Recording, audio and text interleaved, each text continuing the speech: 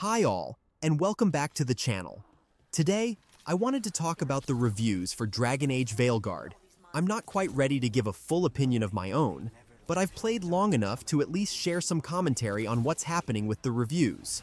Rarely do we see such divisive feedback on a game.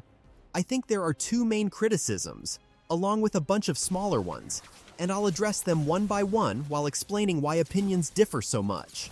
Let's start with the combat system. Dragon Age Veilguard features action combat, while many fans still wish for the combat system from Dragon Age Origins, which was traditional turn-based. This continues to leave a sour taste for some hardcore fans. Additionally, I believe the combat system feels less engaging when played on normal difficulty. Even though it's action-based, it's still quite deliberate and tactical. On normal difficulty, you don't need to use a lot of its system, which can make it feel overly complex and not fluid. Some people expected a combat system as fluid as the one from Kingdoms of Amalur, but it's just not that kind of system. It's not fluid and much slower on purpose to give room to use the other mechanics. However you play on normal, you never have to use any of these systems and mechanics, leading to a sense of repetitiveness. Without the need to use the deeper systems, players may end up spamming the same abilities. On hard mode, however, you can't do that, and the gameplay becomes more varied in an organic way. I won't do a long and annoying call to action, but if this is helpful, please consider liking and subscribing.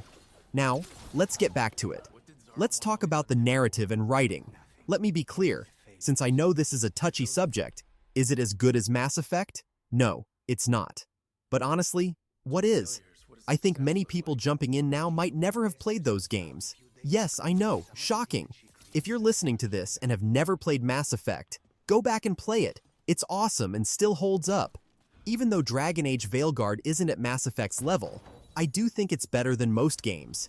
So if you're expecting Mass Effect quality just because it's BioWare, you might be disappointed. But if you go in with fresh expectations, you're more likely to enjoy it. Now for a range of smaller critiques. The smaller levels, well, that's a matter of taste. I don't think it's better or worse, just different. As for player choice and impact, I'm not far enough in to say how much it matters. But I will say that in 9 out of 10 games, choices don't matter as much as we hope, so I always manage my expectations.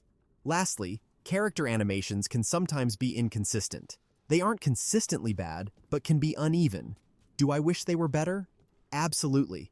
But that would bother me more if there were a lot of huge RPGs out there with significantly better animations. Since that's not the case, I don't let it affect my enjoyment too much.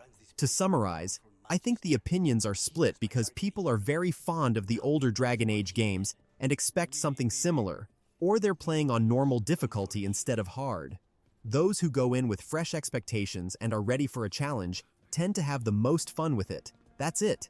Please don't forget to like and subscribe. Regardless, thank you so much for watching, and I hope to see you in the next one.